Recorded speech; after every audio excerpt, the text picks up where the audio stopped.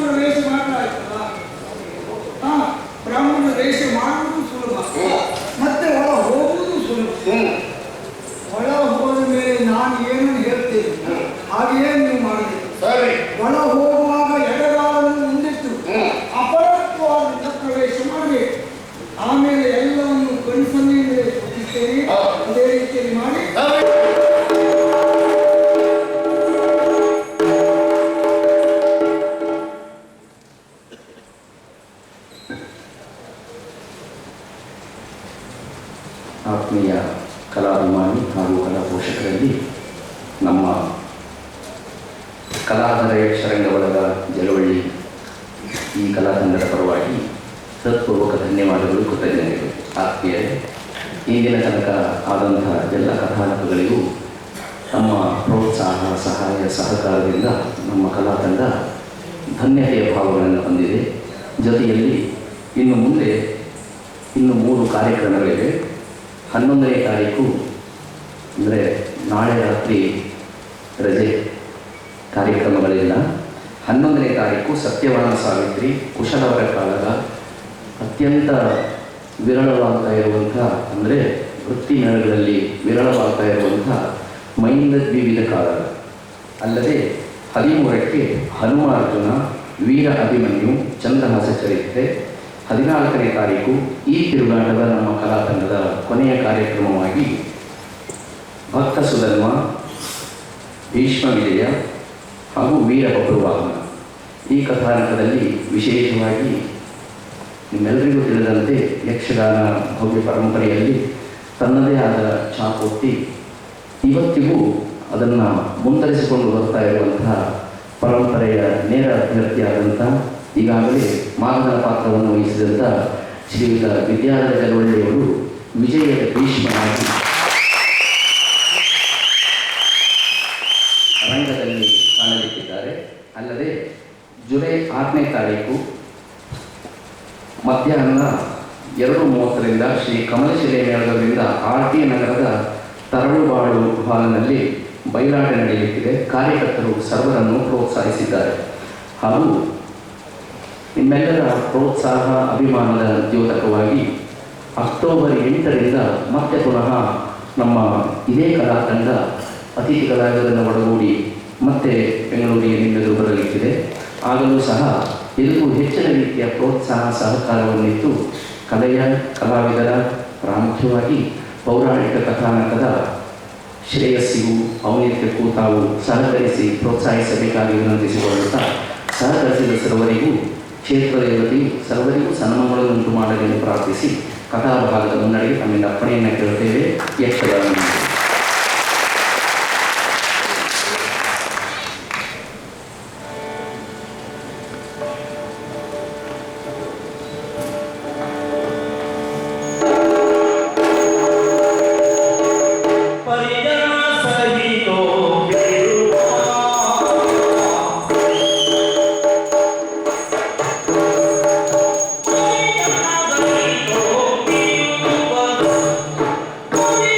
Thank you.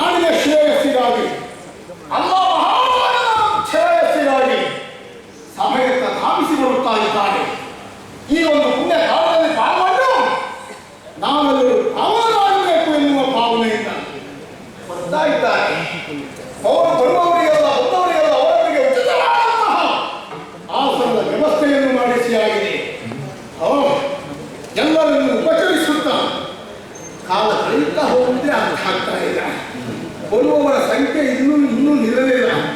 ಬರ್ತಾ ಇದ್ದಾರೆ.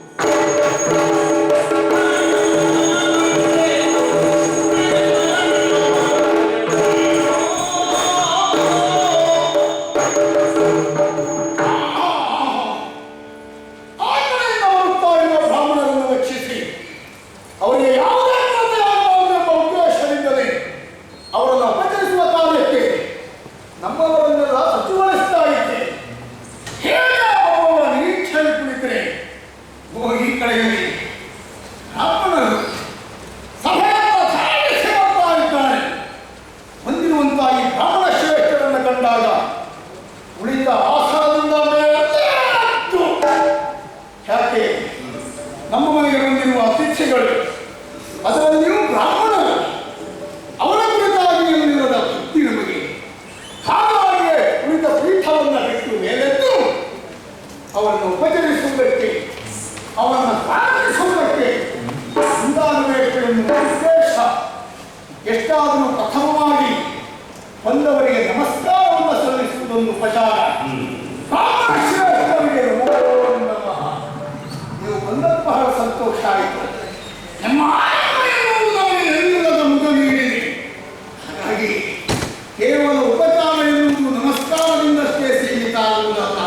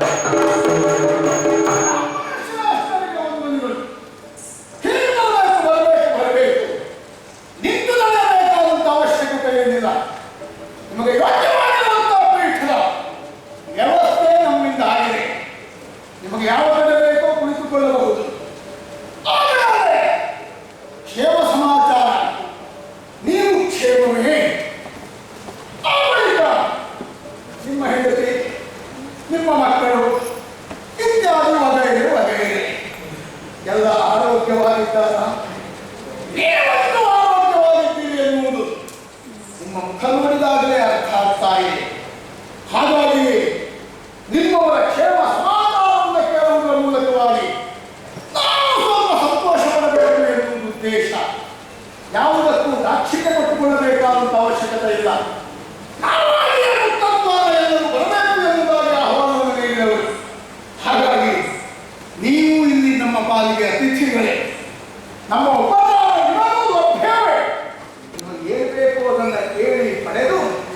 ನಮ್ಮನ್ನು ಆಶೀರ್ವದಿಸಬೇಕು, ಶುಭವಾಗಲು ಎನ್ನುವುದಾಗಿ.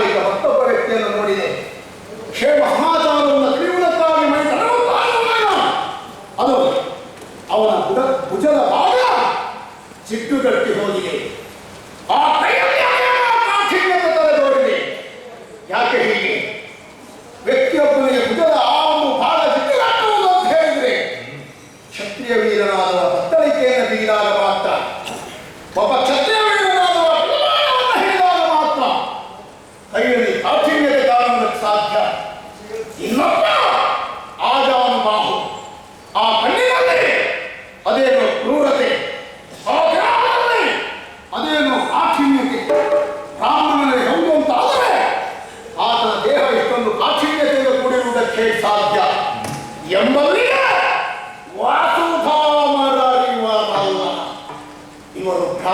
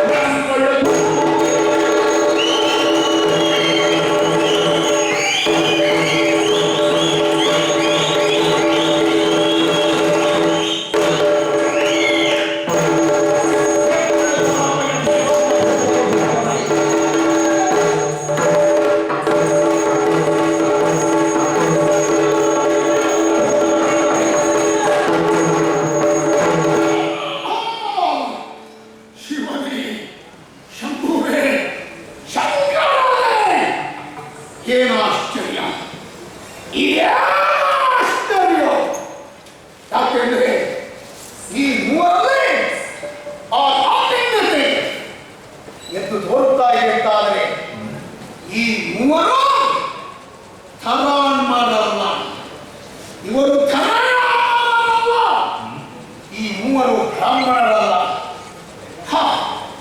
ಬ್ರಾಹ್ಮಣರಲ್ಲ ಅಂತಾದರೆ ಬ್ರಾಹ್ಮಣರ ವೇಷವನ್ನು ಧರಿಸಿದ ಇವರು ಇಲ್ಲಿಗೆ ಆಗಿ ಬರ್ತಾರೆ. ಬ್ರಾಹ್ಮಣರಂತೆ ಅಂತಾದರೆ ನನ್ನಲ್ಲಿಗೆ ಬರಬೇಕಾದ ಅಗತ್ಯ ಏನಿತ್ತು? ಹೋ, ಎನ್ನಳು ತುರವ ಬಯಸಿಗೆ ಬಂದ. ಬಹುಶಃ ಮಾವನ ಕೀರ್ತಿಯ ವಾರ್ತೆಯನ್ನು ಕೇಳಿ ನಮ್ಮ ಯಶೋಧನೆಯನ್ನು ಆಲಿಸಿ ಒಂದು ಕೈ ನೋಡಬೇಕು ಎಂಬ ಉದ್ದೇಶದಿಂದ ಇಲ್ಲಿಗೆ ಬಂದವರೇ ಇವರಾಗಿರಬಹುದೇ? ಬ್ರಾಹ್ಮಣ ವೇಷದಿಂದ ನನ್ನಲ್ಲಿ ಹೋರಾಟ ಬರುವ ಉದ್ದೇಶದಿಂದ ಇವರು ಬಂದವರಾಗಿರಬಹುದೇ? ಹಾಗೆ ಅದೇ ಉದ್ದೇಶವನ್ನಂತೂ ಇಲ್ಲಿಗೆ ಇವರು ಬಂದದ್ದು ಹೌದು ಅಂತ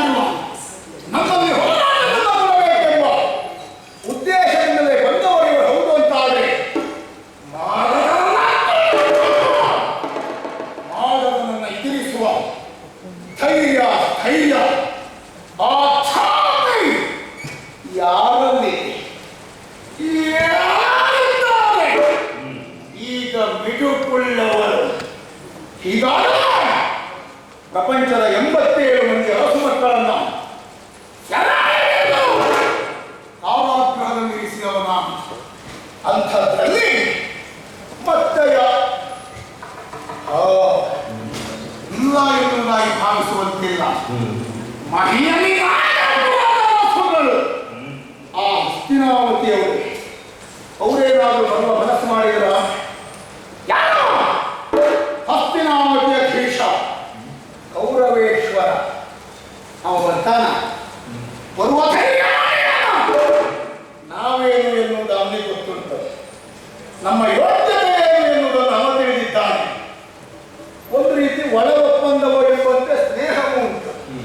ಹಾಗಾಗಿ ಆ ಕೌರವನನ್ನು ಕುರಿತಾಗಿ ಮಲೆತು ಬರುವುದಕ್ಕೆ ಸಾಧ್ಯತೆ ಇಲ್ಲ. ಆ ಧೈರ್ಯ ಅವ ಮಾಡುವುದೂ ಇಲ್ಲ. ಅವನು ಬಿಟ್ಟರೆ ಪಾಂಡವರು, ಧರ್ಮರಾಯ, ಭೀಮ, ಅರ್ಜುನ, ಸಹದೇವ ಅವರೇನಾದರೂ ಬಂದ್ರ ಅಲ್ಲ ಅಂತ ಹೇಳಲಿಕ್ಕಾಗುವುದಿಲ್ಲ. ಧರ್ಮರಾಯ ಒಂಟಿಗೆ ಒಳ್ಳೆಯವ, ಅವ ಹಾಗೆಲ್ಲ ಮತ್ತೊಬ್ಬರ ಮೈ ಮೇಲೆ ಉದ್ದೇಶದಲ್ಲಿ ಬೀಳುವವ ಅಲ್ಲ. ವಿಷಯವನ್ನು ಕೇಳಿದ ಆತ ನಮ್ಮ ಮೇಲೆ ಕೈ ಮಾಡುವುದಕ್ಕೆ ಬರಲಿಕ್ಕಿಲ್ಲ. ಇನ್ನು ಅವನ ತಮ್ಮಂದಿರು ಭೀಮಾರ್ಜುನರು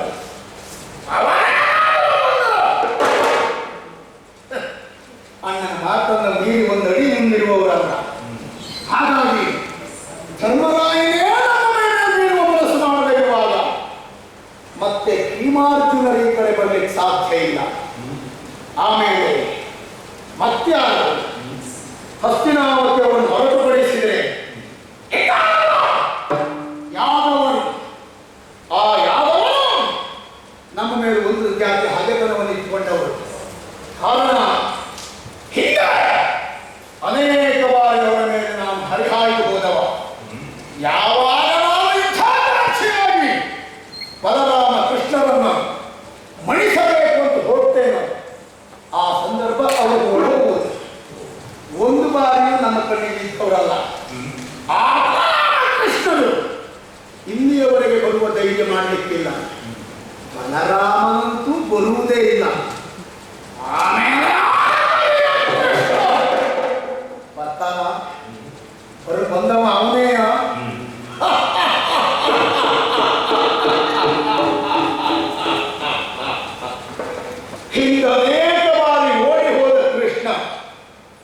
ನಮ್ಮ ಎದುರಿಗೆ ಬಂದು ನಿಲ್ಲುವ ಧೈರ್ಯ ಮಾಡಲಿಕ್ಕಿಲ್ಲ.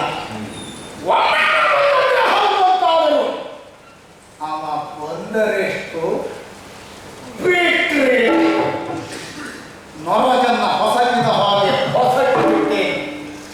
ಇವರು ಯಾರು ಅಲ್ಲಂತಾದ ಮೇಲೆ ಅರಸು ಮಕ್ಕಳು, ಸಾಗರ ಪ್ರಾಂತದ ಅರಸು ಮಕ್ಕಳೆಲ್ಲ ನಾನು ಘೋಷಿಸಿ ಅರಸು ಮಕ್ಕಳೆಲ್ಲ ನಾನು ಕಾಲದಲ್ಲಿ ಧರಿಸಿ ಹಳೆದಾದ ಮೇಲೆ ಪಾದರಕ್ಷೆಯ ಹಾಗೆ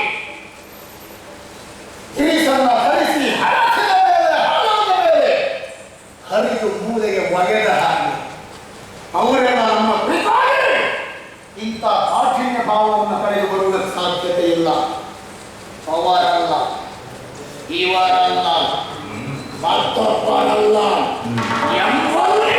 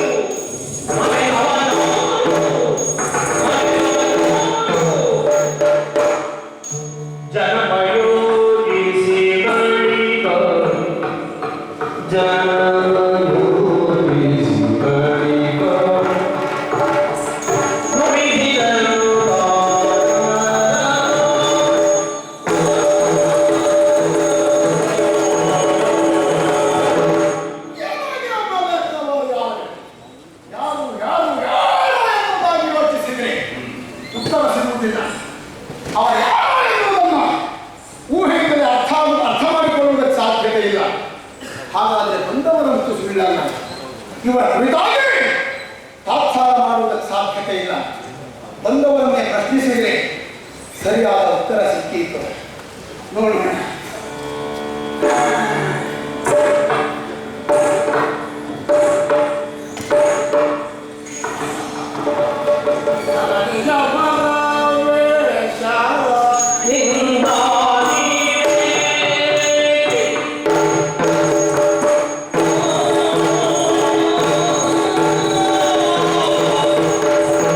Hare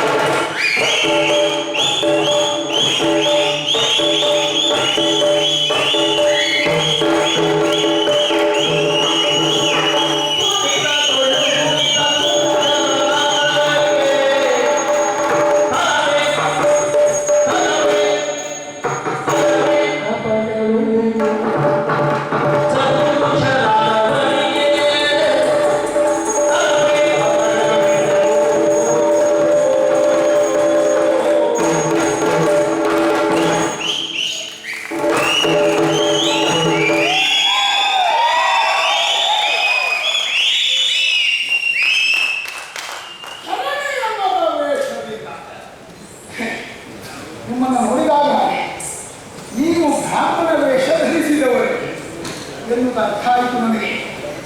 ಅದೇ ಹೌದು ಅಂತ ಆದರೆ ಸಾಧಾರಣವೇ ಇದುವರೆಗೆ ಸತ್ಪುರುಷರಂತೆ ಗೋಚರಿಸಿದವು. ಆದರೆ ಅದೆಲ್ಲ ಕೇವಲ ವೇಷಕ್ಕಷ್ಟೇ ಸೀಮಿತ ಬಿಟ್ಟರೆ ಆಚಾರಕ್ಕಲ್ಲ. ನಿಮ್ಮ ಒಳಗೊಂದು ಹೊರಗೊಂದು ಎನ್ನುವುದು ನಿಮ್ಮ ವ್ಯವಹಾರದಿಂದ ತಿಳಿಯಿತು. ಆದರೂ ಸಹ ಎಲ್ಲರಿಂದಲೂ ಮಾನ್ಯತೆ ಪಡೆಯುವ ಬ್ರಾಹ್ಮಣ ವೇಷವನ್ನು ಧರಿಸಿದ್ರಲ್ಲ, ಇದು ತರವೇ ಸತ್ಪುರುಷರು ಅಂತ ಹೇಳಿಸಿಕೊಂಡಿರುವ ಬ್ರಾಹ್ಮಣರ ಮೋಸ, ಕಪಟ, ವಂಚನೆ ಇದೆಲ್ಲ ಮಾಡಬಾರದು. ಆದರೆ ನೀವು ವಂಚಿಸುವುದಕ್ಕಾಗಿಯೇ ವೇಷ ಮಾಡಿದವರು ಹಾಗೆ ನನಗಾಗಿ ಸಾಯ್ತೀರಿ. ನನ್ನ ಊಹೆ ಸತ್ಯವೇ ಹೋಗುವಂತಾದರೆ ಇದು ತರವೇ? ಯಾಕೆ ವೇಷ, ಯಾಕೆ ಮೋಸ,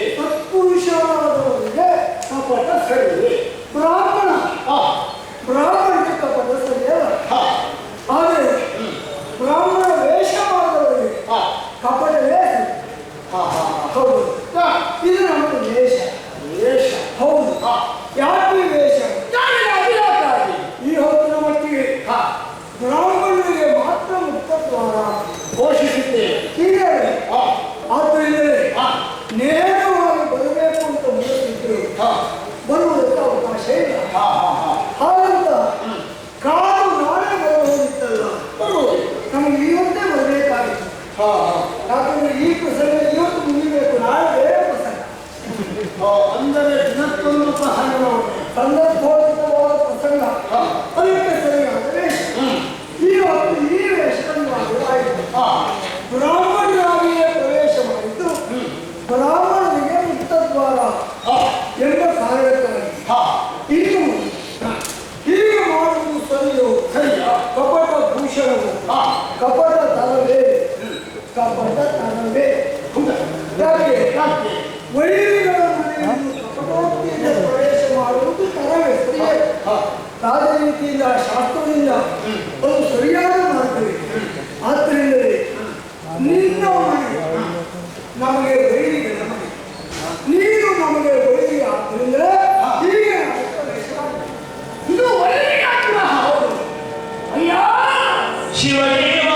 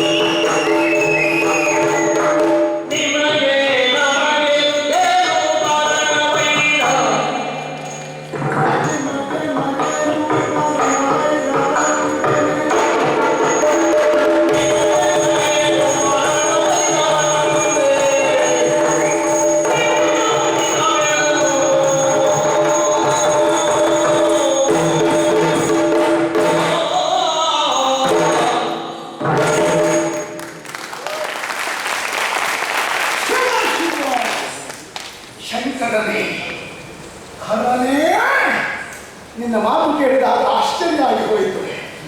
ಅರಗಿಸಿಕೊಳ್ಳುವುದಕ್ಕೆ ಸಾಧ್ಯ ಇಲ್ಲ. ಕಾರಣ ಇದು ವೈರಿಯ ಗ್ರಹ. ನಾನು ನಿಮ್ಮ ವೈರಿ ಹಾಗಾಗಿ ನೀವು ಸಂದನಕ್ಕಾಗಿ ಬಂದೇನು ಹೇಳಿದೆಯಲ್ಲ, ಅದು ನನಗೆ ಆಶ್ಚರ್ಯ. ನಾನು ನಿಮಗೆ ನಿಮ್ಮನ್ನು ತಿಳಿದವಲ್ಲ. ಹೇಳಿದ್ದೀರಿ ನನಗೆ ಗೊತ್ತಿಲ್ಲ. ಆದರೂ ಸಹ ಬಂದವರೇ ವೈರ್ಯ ಗ್ರಹ ಎಂಬುದಾಗಿ ಹೇಳ್ತಾ ಇದ್ದೀರಿ ಅಂತಾನೆ. ನಿಮಗೆ ನಮಗೆ ನಮಗೆ ನಿಮಗೆ ನಿಮಗೆ ನಮಗೆ ಏನು ಕಾರಣವಿಲ್ಲ. ಈ ರೀತಿಯಾಗಿ ಹೋರಾಟವನ್ನು ನಡೆಸುವುದಿದ್ರೆ ಮುಖ್ಯವಾದಂತಹ ಕಾರಣ ಎನ್ನುವುದು ಬೇಕು. ನುಡಿದನು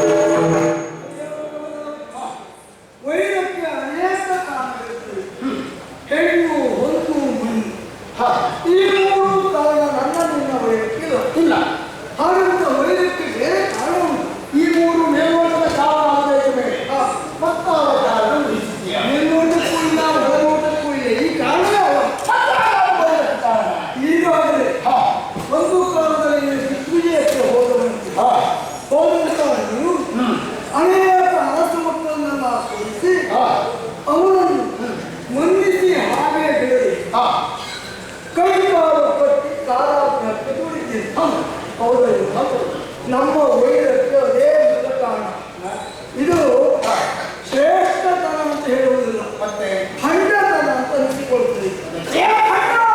ಬಿಡು ಭಂಡ.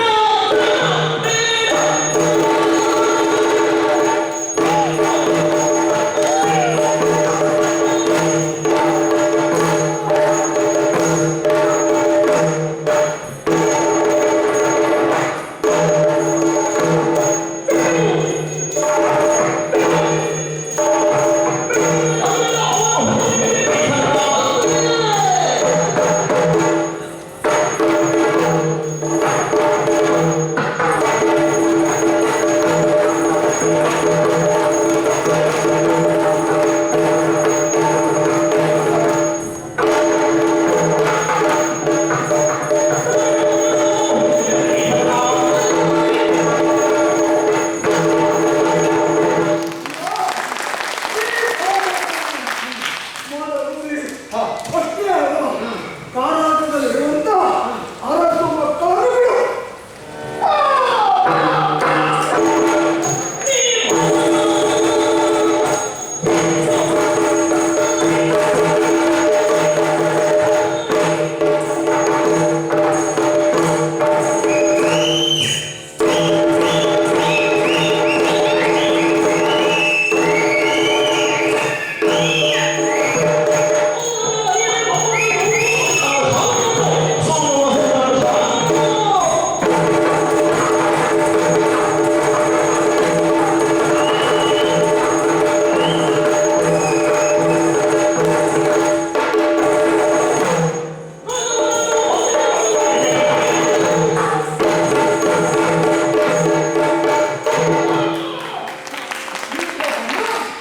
ಆ ಪ್ರಭಾವರನ್ನ ಬಿಡಬೇಕು ಎಂಬುದಾಗಿ ಎಚ್ಚರಿಸ್ತಾ ಇದ್ದೇವೆ. ಅವರ ಲಕ್ಷಣಾಂತರವನ್ನು ನೀನಿರುವ ಮಗನ, ಅಚ್ಚನ, ಅಪ್ಪನ, ಮೊಮ್ಮಗನ